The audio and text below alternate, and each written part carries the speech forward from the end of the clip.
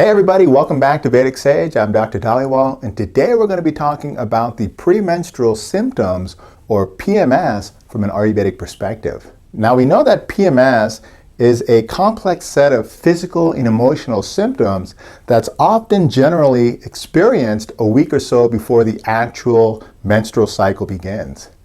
More specifically, it's thought to occur 5 to 14 days prior to the cycle. We're going to look at this condition of PMS, of premenstrual symptoms, from an Ayurvedic perspective, and we know that Ayurveda looks at conditions based upon the influences of the three primary doshas, Vata, Pitta, and Kapha doshas. So we know that Vata dosha is made up of two primary elements, ether and air, which condense down and form a group of qualities of Vata dosha, and those qualities are dry, light, rough, cold, mobile, and subtle. Likewise, Pitta forms from the two primary elements, fire and water, and creates the qualities of hot, sharp, light, liquid, mobile, and oily. And lastly, Kapha condenses from the two primary elements of water and earth and have the qualities of heavy, dense, slow, cold, oily, liquid, and dull. And we'll see how these qualities affect the overall hormonal balance and therefore give rise to certain signs and symptoms within the mind or emotions. For example, Vata individuals may experience these qualities with increased anxiety or nervousness. They may experience palpitations or even have difficulty falling asleep, insomnia, or even have increased lower back pain. And these are due to the dry, light, rough qualities of Vata dosha. Likewise, Pitta individuals may have signs and symptoms of PMS, which are manifested as hives, rash, endometritis, migraine headaches, breaking out with acne. And Kapha individuals, due to the heavy, dense, slow, and dull qualities, due to that water component, since Kapha is made up of water and earth, that excessive water component may lead to water retention, generalized swelling, and even weight gain, which may be associated with their PMS signs and symptoms. So we'll take a look at these signs and symptoms of PMS and see which herbs we can use for certain conditions, such as developing a headache or migraine headache during this time interval before the menstrual cycle begins. And we'll take a look at which herbs can be used with that increased anxiety or apprehension that may take place prior to the cycle, as well as the tachycardia or increased heart rate or palpitations. And we'll take a look at how to manage that increased water element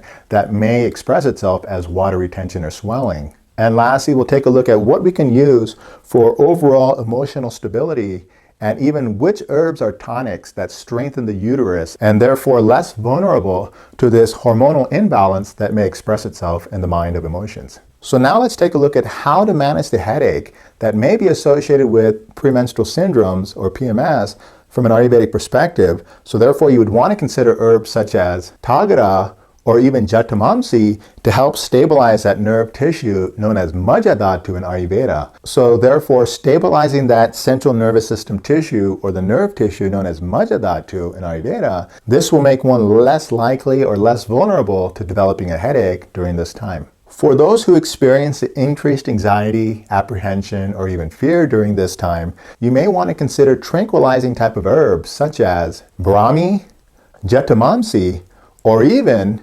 Shankapushpi, which will help stabilize the mind of emotions that's working off of this nerve tissue that we've talked about, or Majadhatu. And for those who experience an increased water element of Kapha, and therefore have signs and symptoms of increased water retention or generalized swelling, or perhaps an increase in weight gain, during this time right before the menstrual cycle, you may want to consider diuretic type of herbs such as Punarnava, or even Gokshura, which will promote urinary function and therefore as a diuretic herb will help remove that excessive water element. Therefore, certain herbs that act as precursors for estrogen hormone include Shatavari, Kumari, which is aloe vera juice, Ashwagandha, Vidari, and soy. These herbs act as precursors for the development of the hormone estrogens. Therefore, these herbs will help for hormonal stability and therefore help to prevent the fluctuation of emotions that are affected or associated with the hormonal imbalance. Likewise, the precursors for progesterone hormone include Nirdgandi,